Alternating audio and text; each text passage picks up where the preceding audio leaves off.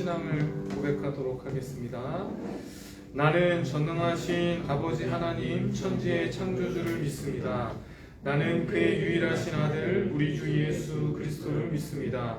그는 성령으로 잉태되어 동정녀 마리아에게서 나시고 본디오 빌라도에게 고난을 받아 십자가에 못 박혀 죽으시고 장사된 지 사흘 만에 죽은 자 가운데서 다시 살아나셨으며 하늘에 오르시어 전능하신 아버지 하나님 우편에 앉아 계시다가 거기로부터 살아있는 자와 죽은 자를 심판하러 오십니다. 나는 성령을 믿으며 거룩한 공교회와 성도의 교제와 죄를 용서받는 것과 몸의 부활과 영생을 믿습니다. 아멘. 우리 찬송가 453장 예수 알기 원하네 찬양하겠습니다.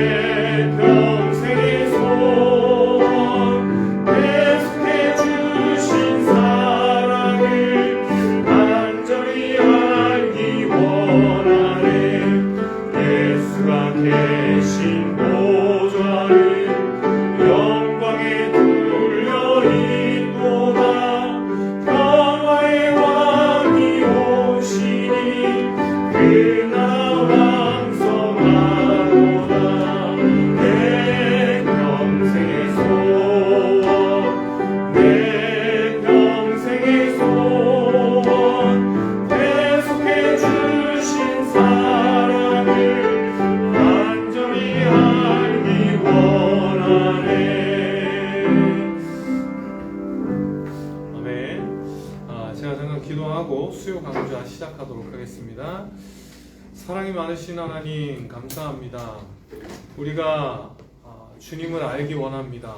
우리를 창조하시고 구원해 주시고 우리를 부르셔서 지금도 우리와 함께 하시는 그 하나님에 대해 더 잘 알기 원하며 또 그 아는 만큼 더 누리기 위하여 우리 이 시간에 같이 하나님에 대해 배우려고 합니다.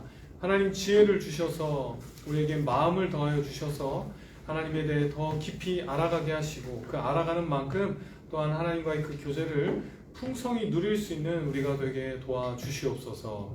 이 시간 성령께서 함께 해주셔서 그냥 머리의 지식으로만 끝나는 것이 아니라 정말 우리의 삶에 영향을 미치는 정말 그 말씀을 기준으로 이 세상을 바라볼 수 있는 지혜를 형성하는 시간 될 수 있도록 역사하여 주시옵소서. 함께하여 주실 줄 믿사오며 예수님의 이름으로 기도드렸습니다. 네. 네.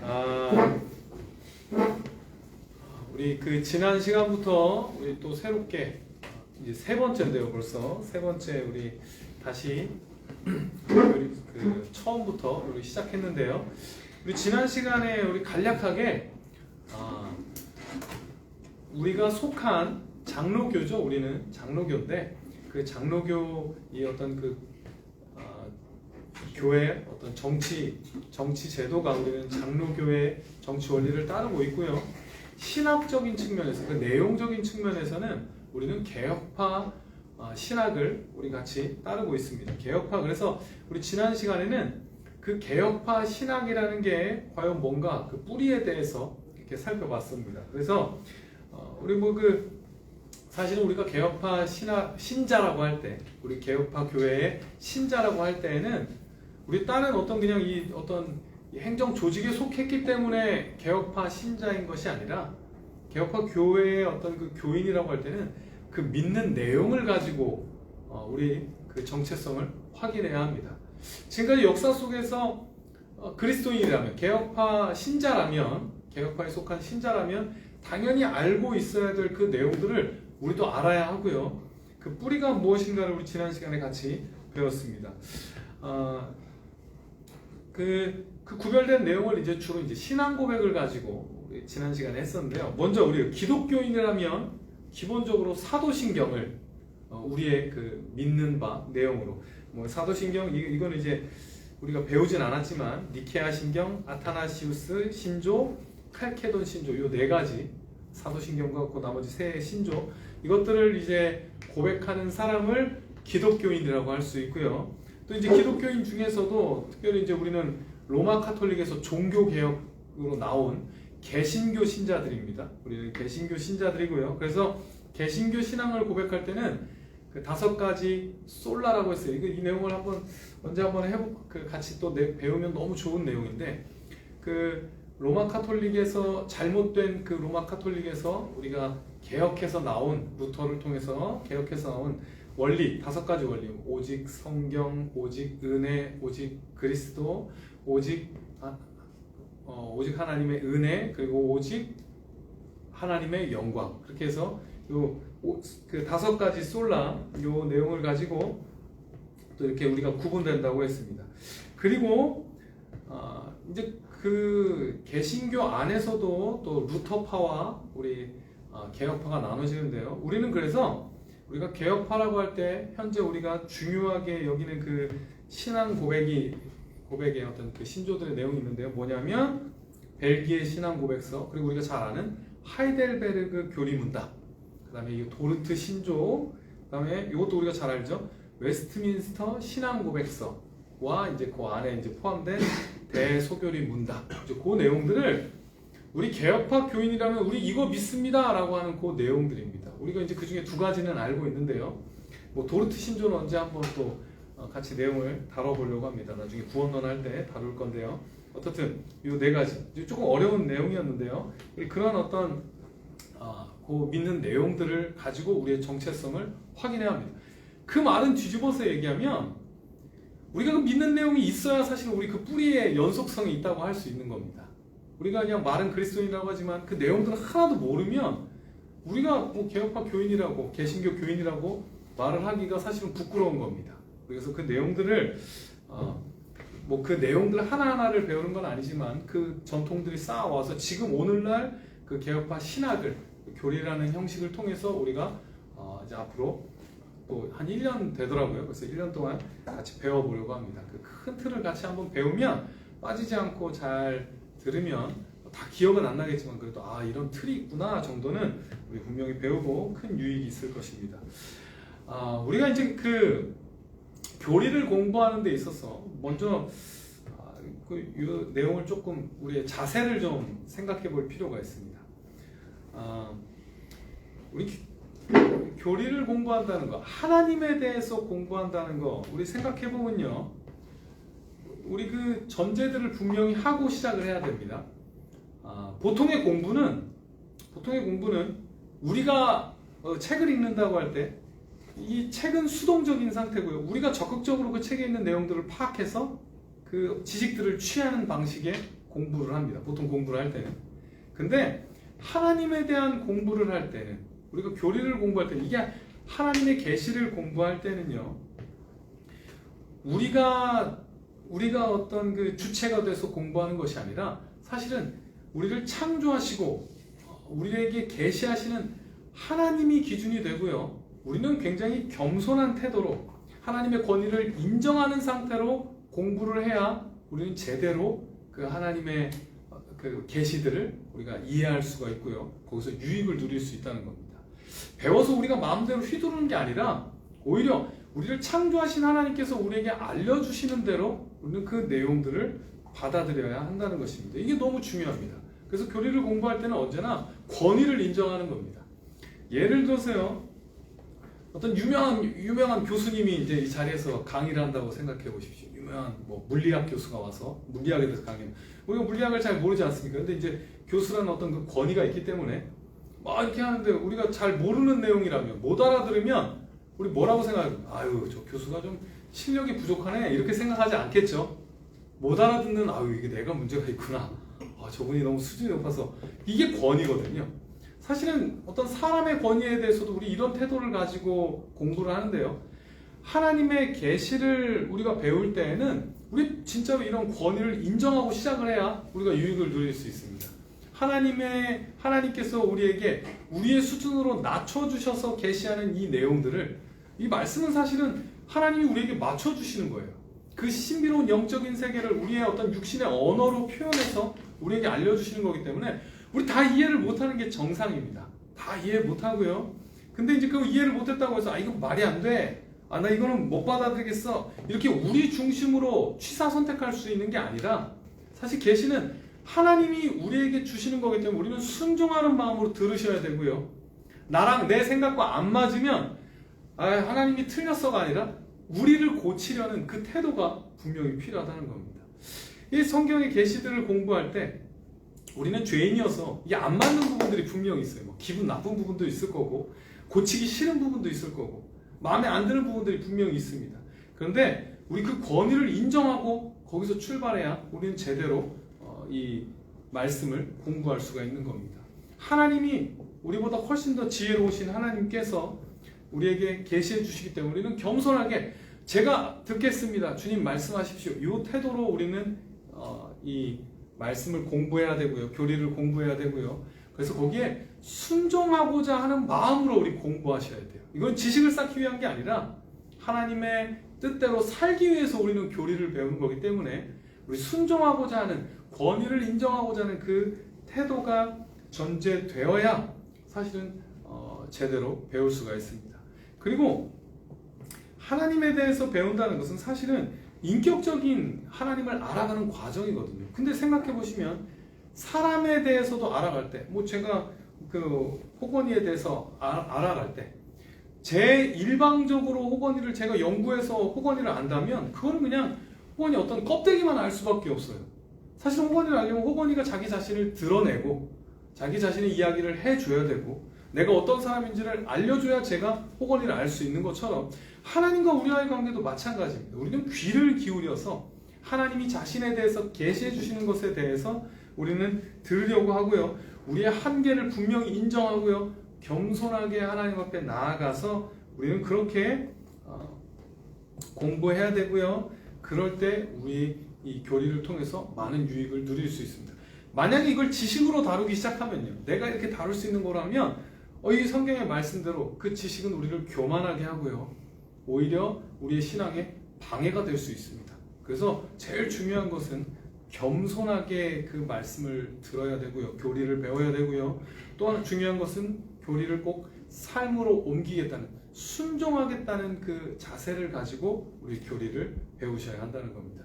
그렇게 1년 동안 우리가 그렇게 겸손하게 최선을 다해서 하나님의 그 말씀이라고 생각하고 하나님의 계시를 그렇게 공부할 때, 이 교리를 공부할 때 우리 분명히 큰 유익을 누리게 될 겁니다. 이것은 그냥 선택사항이 아니라 하나님께서 우리에게 말씀을 주셨지 않습니까? 그 얘기는 무슨 얘기냐면 알기를 원하시고 주신 거예요. 읽고 연구하라고. 뭐 교리는 사실 그 내용들을 정리해 놓은 거기 때문에, 성경 말씀의 내용들을 정리해 놓은 거기 때문에 우리 이것은 의무고요. 우리 반드시 열심히 공부하셔서 하나님이 우리에게 알리기 원하시는 것이기 때문에 우리는 최선을 다해서 이 내용들을 배우셔야 되고요. 그럴 때 앞에서 말했던 것처럼 우리가 개신교 교인, 개혁파 교인이라고 우리 그렇게 우리의 정체성을 분명히 할 수 있는 것입니다.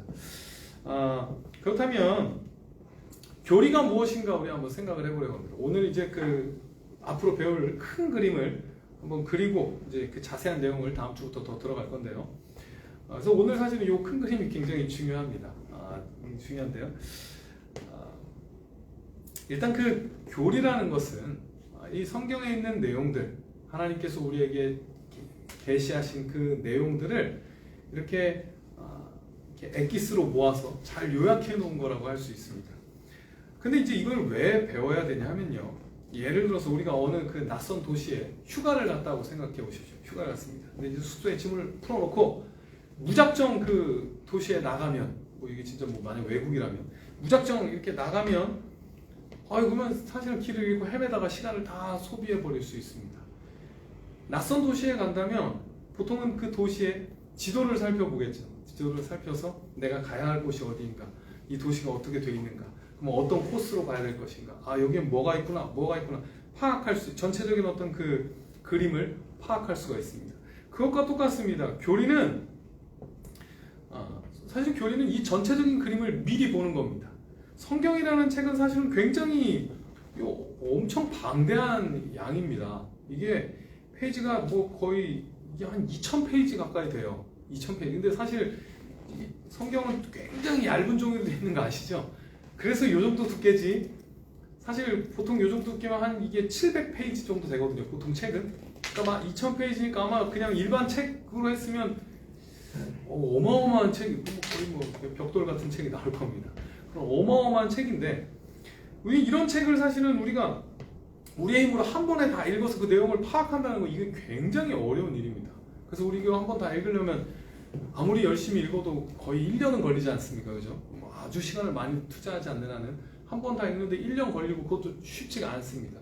그렇게 이 방대한 책을 이런 어떤 지도 없이 그냥 이렇게 처음부터 이렇게 들어가서 그냥 아무런 사전 지식 없이 들어가서 본다는 거 사실 쉬운 일 아닙니다. 물론 성경을 일단 읽어야 유익을 누릴 수 있습니다. 그러나 더 큰 유익을 누리기 위해서는 전체적인 어떤 그 지도들을 확인해야 되고요. 이 전체 성경이 어떤 구조로 되어 있는지, 그리고 내가 어느 위치쯤 와 있는지, 이 구속 역사에 어디쯤에 내가 와 있는 건지, 이 성경의 스토리에 어디쯤에 와 있는 건지를 우리가 알면 훨씬 더 성경을 쉽게 읽을 수 있고요. 훨씬 더 즐겁게 읽을 수가 있습니다. 제가 이게 제 개인적인 그 간증은요.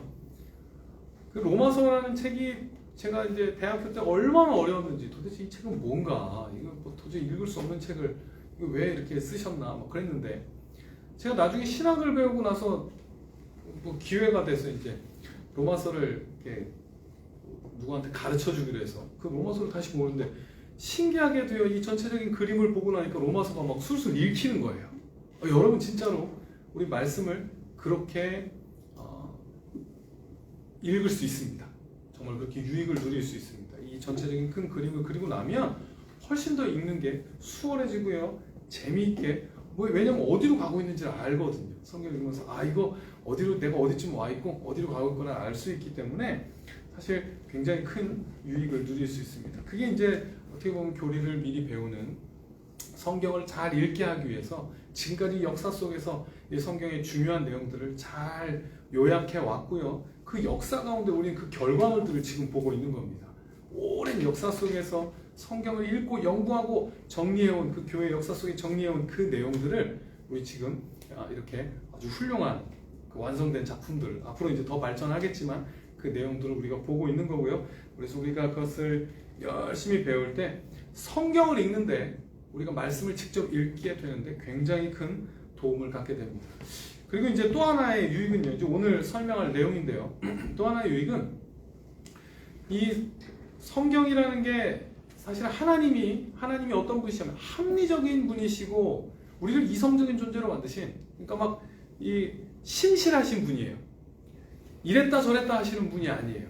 언젠가는 돼, 이거 괜찮아 그랬다가 언제 가서 이건 안 돼, 이거 생각해보니까 안 돼, 이렇게 막 변하시는 분이 아니라 언제나 한결같은 그 분명한 기준을 가지고 계시고 언제나 신실하신 분이시기 때문에 우리는 거기서부터 뭘 생각할 수 있냐면, 성경이 제각각 막 말하는 책이 아니라 한 하나님이 저자시기 때문에 이게 다 내용들이 다 연결되겠구나, 전체적으로 다 통일성이 있겠구나라는 그 전제를 가지고 우리 성경을 정리했습니다. 그래서 그 교리들을 잘 정리해서 다 요 그 각각의 그 내용대로 정리를 해서 우리 요 내용들을 같이 배우면 아 성경이 이러이러한 내용들을 담고 있구나를 우리가 한눈에 알 수 있는 큰 그림을 분명히 그릴 수 있습니다.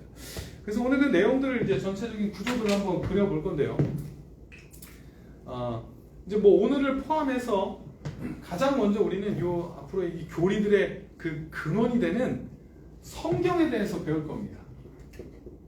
이거를 이제 성경론이라고 할게요. 성경론이라고 할게요. 이거 이제 성경에 대해서 성경이 어떻게 기록되게 됐는지 또 성경은 지금 우리에게 어떤 의미인지 앞으로 성경을 어떻게 배워야 되고 어떻게 대해야 되는지 요 성경 자체에 대해서 그러니까 성경 안의 내용이 아니라 그 성경 자체에 대해서 같이 배우는 것 요걸 이제 성경론이라고 합니다. 요 내용들을 이제 배울 거고요. 그리고 나면 이 내용이 다 연결되어 있는데요. 성경으로 이제 들어가는 겁니다. 성경 안의 내용으로 들어가면 이제 주로 한 7가지 정도로 그 나누어서 내용을 다루게 되는데 먼저는 신론입니다. 신론. 뭐 쉽게 말하면 하나님에 대한 내용을 이제 배울 겁니다. 성경은 하나님이 천지를 창조하심으로 그렇게 창조하셨다는 말씀으로 시작하거든요. 그래서 우리는 이제 이 교리를 첫 번째 뭘로 배우냐면 하나님에 대한 내용들을 배울 겁니다. 뭐 쉽게 말하면 크게 말하면 이제 2가지입니다. 하나님의 존재, 하나님이 어떤 분이신가 그걸 배울 거고요. 그래서 뭐 여기에 이제 그런 내용들이 있겠죠. 하나님의 성품이 어떤 성품이고 성경에 나온 이 성품들을 다 모은 겁니다. 그래서 하나님이 어떤 성품이시고 또 어떻게 존재하시는지 우리 아는 거 대표적인 하나 있죠. 삼위일체 하나님으로 계시죠. 그런 내용들을 배울 거고요. 그리고 나서는 이제는 하나님이 어떤 일을 하시는지 어떤 일을 하셨는지를 또 이제 이렇게 배우게 될 겁니다. 이걸 이제 다 합쳐서 신론이라고 하는데요. 하나님이 어떤 분이시고 또 그래서 어떤 일을 하셨는지 뭐 예를 들면 창조하셨고 섭리하셨고 그렇게 이제 작정하셨고 이제 그런 내용들을 배울 겁니다. 이게 이제 하나님에 대해서 배웁니다. 그런데 이제 성경의 내용에서는요. 하나님으로 끝나지 않죠. 하나님이 누구를 창조하시냐면 인간을 창조하십니다. 그래서 이번에는 인간에 대한 내용들을 배우게 될 겁니다. 인간론이라고 해서 이제 하나님이 인간을 창조하셨습니다. 그래서 원래 하나님이 창조하신 인간이 어떤 존재인지 근데 인간이 문제가 생겼죠. 우리가 뭐 알다시피 인간은 지금 정상적인 상태가 아니죠. 죄를 지어서 우리 그 타락하게 됐는데 그럼 이제 인간론에서 죄가 뭔가 그것들을 배울 겁니다. 죄라는 게 과연 뭔가 우리가 알고 있는 죄가 맞는가 그리고 죄인이 된 인간은 지금 어떤 상태가 되었는가 얼마나 심각한 상태가 되었는가 그 내용들을 배울 겁니다. 그래서 인간론의 결론은 결국에는 그런 심각한 상태에 놓였기 때문에 인간에게는 구원이 필요한 존재고 우리 그냥 이대로는 안 되는 구원이 필요한 존재라는 그 내용들을 배울 겁니다. 그럼 구원이 필요하게 됐습니다. 그래서 이제 하나님께서 어떻게 하셨습니까? 요 하나님께서 뭐 하셨습니까? 예수님을 보내주셨죠. 그래서 이제는 기독론입니다. 그래서 인간이 죄를 지었고 타락해서 구원이 필요하기 때문에 하나님께서 예수님을 보내주십니다. 이제는 예수님에 대해서 또 배울 겁니다. 예수님에 대해서 배울 건데 이것도 그 하나님에 대해서 배운 것과 마찬가지입니다. 그럼 예수님은 어떤 존재인가? 예수님이 한번 생각해 보십시오. 예수님이 성자 예수님이 원래 삼위일체 한 위격이시다가 그렇죠? 삼위일체 한 위격이시다가 인간의 몸을 입고 인간으로 오셨죠. 그러면 한번 상상해 보세요. 인간일 때 어떤 상태였을까? 예수님이 그 하나님이 인간으로 오셨을 때 인간으로 살아가실 때 우리랑 똑같은 상태였을까? 어떤 상태였을까? 하나님이 인간이 됐다는 거. 뭐 속에 뭐 섞여 있었는지, 뭐 지난 시간에 얘기했던 것처럼 뭐 신성과 인성이 섞여 있었는지, 아니면 진짜 그냥 그 인간 껍데기만 입은 건지, 이제 그런 내용들을 다루게 될 겁니다. 예수님께서 어떤 존재인지, 성자 예수님. 그리고 사역, 이제 예수님께서 그러면 우리의 구원을 위해서 어떤 일들을 하셨는지. 뭐 우리 아는 거 많죠. 십자가에서 죽으셨고요, 부활하셨고, 승천하셨고, 또 이 땅에서 그 여러 가지 사역들 하셨고, 그래서 예수님에 대해서 이렇게 또 배울 겁니다. 그럼 이제 여기서부터는 이제 조금 우리 그 사전 지식이 필요한데요. 우리 구원을 어떻게 얻습니까? 예수님께서 이 사역을 다 감당하셨는데 우리는 어떻게 구원을 얻습니까? 예수님께서 우리 구원을 위해서 모든 일들을 다 행하셨습니다. 십자가에서 죽으시고 구원하시고 모든 일을 다 요 사역을 가지고 우리 개인이 구원받는 것은 이 사역을 가지고 성령님께서 우리 각 개인에게 적용시켜 주시기 때문에 이 사역의 영향으로 우리는 구원을 받는 겁니다. 그래서 우리는 성령론에 대해서 배울 겁니다. 이것도 간단하게 성령님이 어떤 분이신지, 그리고 어떻게 일하시는지, 무슨 구원을 위해서 어떤 일을 하시는지, 이 성령론을 또 배우게 될 겁니다. 그리고 나서 이제 성령론은 너무 자연스럽게 구원론과 연결이 됩니다. 그래서 성령님이 이제 그 예수님의 이 사역을 가지고 이 모든 그 사역하신 걸 가지고 우리 한 사람 한 사람에게 적용하실 때 어떤 일들이 일어나는지, 성령님께서 우리 한 개인 안에서 어떤 일들을 하시는지가 이제 그 구원론입니다. 그래서 우리 안에서 성령님이 역사하실 때 그냥 우리 편에서 뭔가 해서 구원을 받는 것이 아니라 성령님이 우리 안에 마음을 열어주시고 그 생명을 심어주시고 말씀을 듣게 하시고 그래서 믿게 하시고 뭐 이제 그런 과정들, 그 구원의 우리 한 개인에게 일어나는 그 구원의 내용들을 여기서 자세하게 배우게 될 겁니다. 이건 우리 안에서 일어나는 게, 한 개인 안에서 성령께서 어떤 일을 하셔서 어떻게 구원하시는지 이제 그 구원론을 또 배우게 될 겁니다. 그리고 나면 이제 교회론인데요. 이거 뭐냐면 이제 한 개인에게 성령님이 임하셔서 구원해 주심과 함께 또한 그 구원받은 사람들의 모임인 교회, 그 교회가 과연 어떤 의미이고 교회가 어떠해야 하고 하나님께서 이 교회에 어떤 사명을 주셨고 그리고 이 교회로는 또 그 이후까지 이제는 그러면 그 이후의 역사 속에서 교회가 어떻게 어떤 식으로 발전해 왔고 우리는 왜 장로교고 장로교라는 게 과연 뭐고 또 어떠해야 되고 이제 교회라면 교회답게 당연히 갖고 있어야 할 것들은 무엇이고 그럼 교회 안에서는 또 무슨 일을 하는지 예배하고 또 말씀을 듣고 우리 그 성례 세례와 성찬을 하고 그 이제 교회 안에서 일어나는 일과 이제 그 모든 것들을 교회론에서 또 배우게 될 겁니다. 그래서 교회가 어떠해야 되는가 교회에 대한 내용을 배웁니다. 그리고 이제 마지막으로 종말론을 이제 배우게 될 겁니다. 이거 이제 얼마 전에 했었죠. 이거 종말론 얼마 전에 해서 이제 마무리가 됐는데요. 그러면 이렇게 뭐 여기서부터 하나님께서 인간을 창조하시고 타락한 인간을 위해 예수 그리스도를 보내주시고 예수 그리스도를 통해서 성령께서 예수 그리스도의 사역을 개인에게 적용시켜 주셔서 그 개인을 구원해 주시고 교회로 만드셨어요. 여기까지 왔어요. 그럼 이제 그 교회는 어디로 가는가?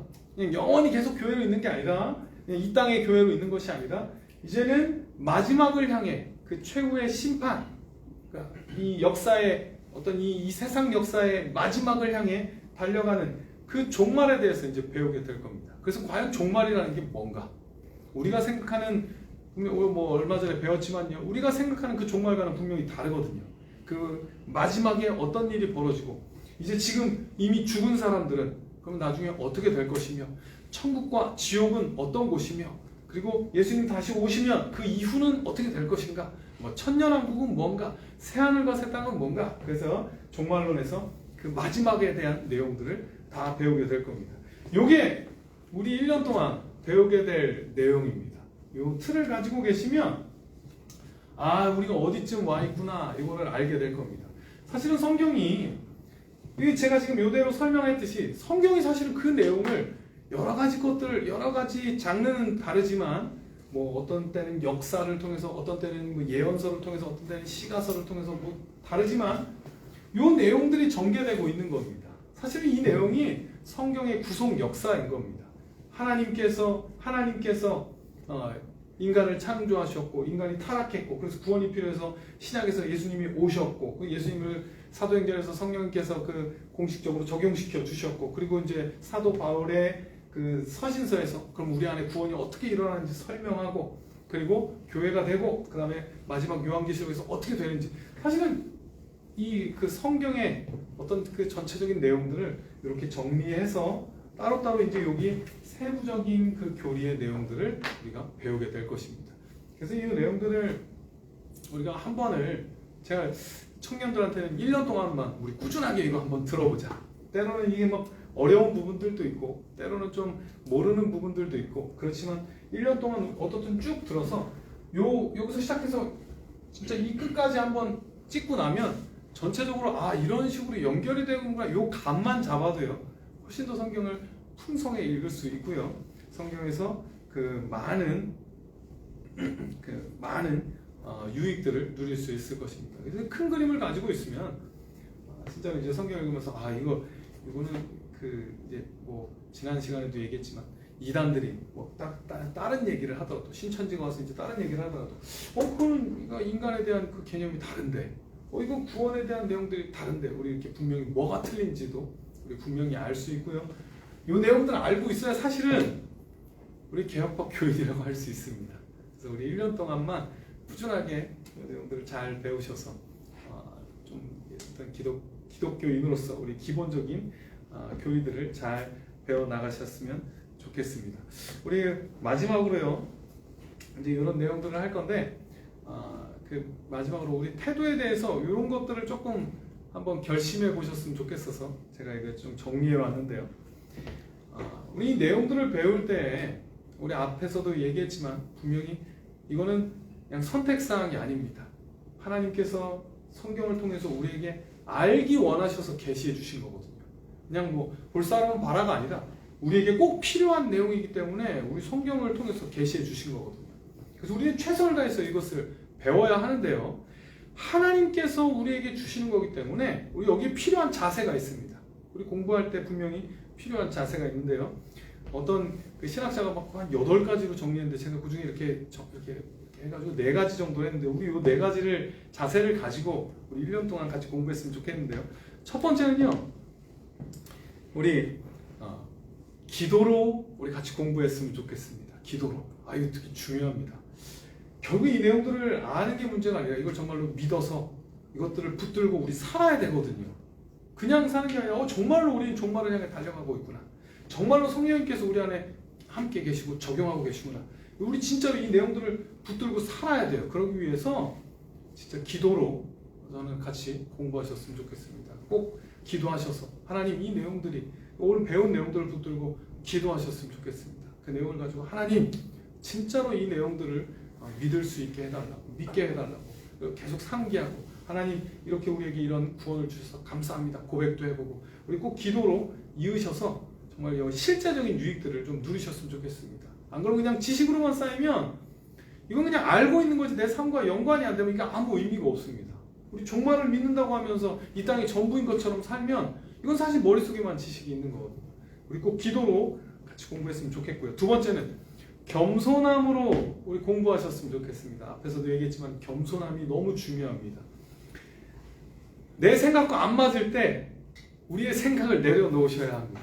내가 생각할 땐 이게 아닌 것 같은데 이 방법이 아닌 것 같은데 교회 지금까지 이 교회 역사를 통해서 성경에 지금까지 하나님께서 교회의 어떤 그 2000년의 역사를 통해서 우리에게 주신 계시들이거든요. 영구에서 그러니까 정말 우리 겸손하게 받아들이시고 안 맞으면 내 생각을 고치시고 그거 아닌 것 같은데 제 생각을 고치는 우리의 생각을 고치는 정말 겸손함으로 우리 같이 공부하셨으면 좋겠습니다. 하나님의 권위를 인정하면서 우리 진짜 하나님의 말씀으로 들으셔야 합니다. 그냥 공부하듯이 배우는 게 아니라 야 이건 쓸데없어 이게 아니라 이걸 왜 배워? 그런 내용들이 분명히 있거든요. 그런 내용들 많이 분명히 있어요. 뭐 이렇게 하여튼 가르치다 보면 이걸 왜 배워야 됩니까? 이런 얘기 많이 듣습니다. 왜 배워야 되냐? 왜 배워야 되냐면요. 하나님이 우리에게 계시해 주셨기 때문에 우리는 배워야 됩니다. 하나님이 쓸데없는 거를 성경에 계시해 주지 않으셨기 때문에 우리는 그래서 배워야 합니다. 그러니까 그 권위를 인정하고 겸손함으로 연구했으면 좋겠습니다. 그리고 세 번째는요. 이성적 사고로 공부를 하셔야 합니다. 이거 우리의 뇌를 쓰셔야 합니다. 뇌를. 하나님께서 우리를 어떤 존재로 만드셨냐면 이성적인 존재로 만드셨어요. 물론 막 은혜되고 뭐 그거 너무 좋죠. 너무 좋아요. 이게 틀린 게 아니에요. 그러나 우리 최선을 다해서 우리의 사고를 잘 정리해 놓은 거거든요. 말씀을. 그러니까 우리도 뇌를 사용하셔서 이 진짜 머리를 쓰셔서 이성적으로 사고하셔서 잘 이해하려고 노력하시고 최대한 고민하시고 질문도 하시고 뭐 저한테 질문하셔도 좋고요. 질문도 하시고 생각도 하셔서 우리 더 고민이 넓어지셨으면 좋겠어요. 이거 그냥 갖고 있는 게 아니에요. 사실 이걸 가지고 우리 삶을 살아야 되는 거기 때문에 자꾸 생각하시고 그러면 분명한 것은요.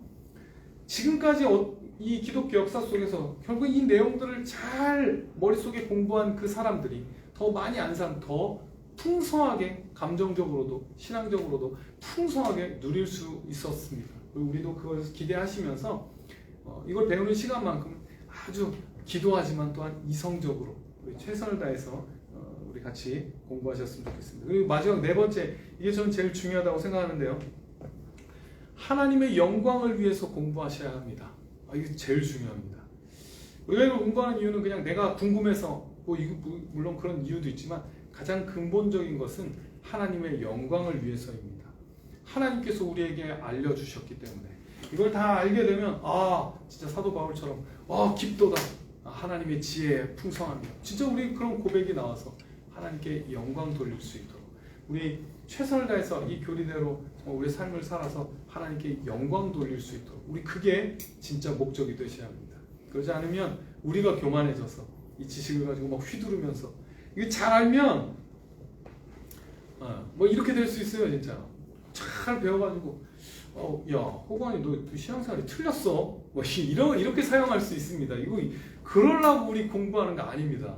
하나님의 영광을 위해 하나님께서 어떻게 우리에게 계시하셨는지를 궁금해하며 하나님 우리에게 알기 원하시는 것이 무엇인지를 궁금해하며 하나님께 영광 돌리기 위해서 우리는 열심히 공부해야 합니다.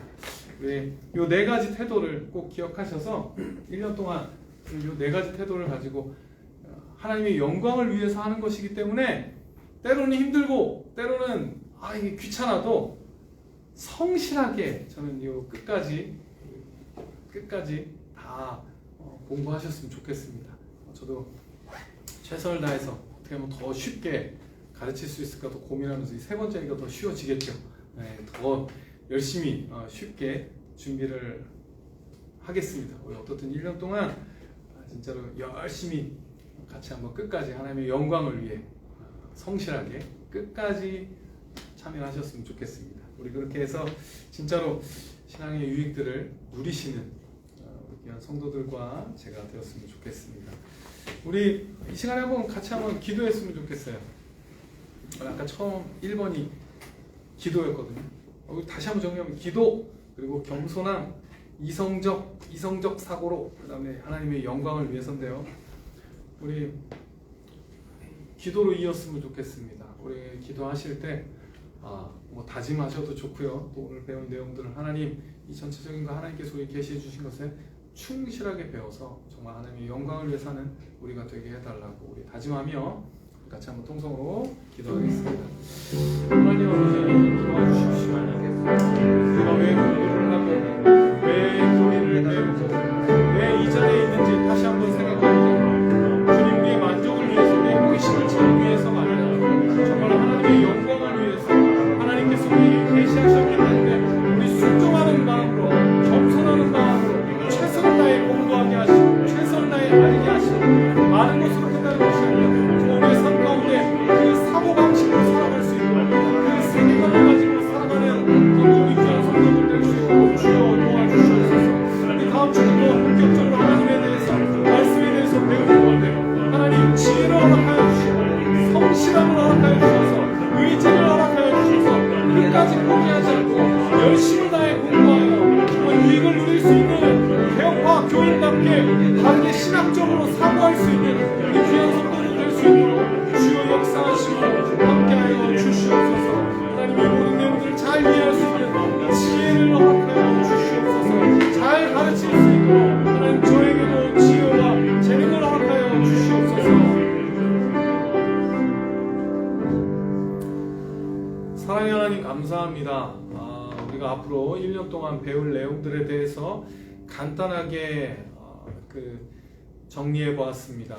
하나님, 우리 앞으로 1년 동안 또 우리 성실하게 배우게 하여 주셔서 우리 정말 개혁파 교인답게 우리가 믿는 바가 무엇인가, 우리가 살아야 하는 그 원리가 무엇인가를 좀 제대로 알고 제대로 고백할 줄 아는 우리 실력 있는 성도들 되게 도와주시옵소서.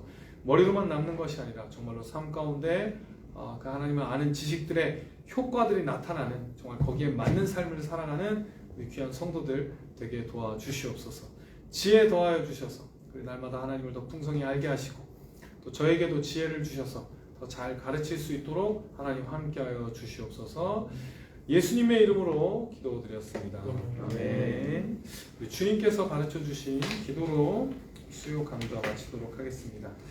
하늘에 계신 우리 아버지, 아버지의 이름을 거룩하게 하시며 아버지의 나라가 오게 하시며 아버지의 뜻이 하늘에서와 같이 땅에서도 이루어지게 하소서. 오늘 우리에게 용할 양식을 주시고 우리가 우리에게 잘못한 사람을 용서하여 준 것 같이 우리 죄를 용서하여 주시고 우리를 시험에 빠지지 않게 하시고 악에서 구하소서. 나라와 권능과 영광이 영원히 아버지의 것입니다. 아멘.